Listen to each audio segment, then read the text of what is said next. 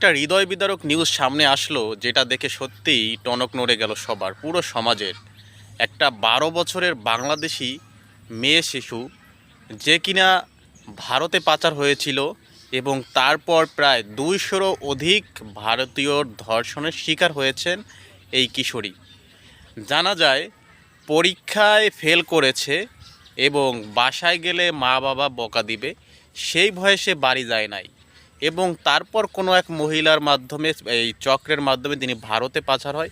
তারপর সেখানে তাকে বিক্রি করে দেওয়া হয় এসব ব্যবসার সাথে, তাকে বাধ্য করা হয় এবং সর্বশেষ ভারতের কয়েকটা সংগঠন তারা যৌথভাবে অভিযান চালিয়ে সেখান থেকে তিনি সহ আরও অনেক মেয়েদের উদ্ধার করেছে। তার মধ্যে বাংলাদেশি মেয়েটার খবরটা সব জায়গায় বেশি ভাইরাল হয়েছে, কারণ তিনি 12 বছর বয়সে 200-রও অধিক পুরুষের ধর্ষণের শিকার হয়েছেন।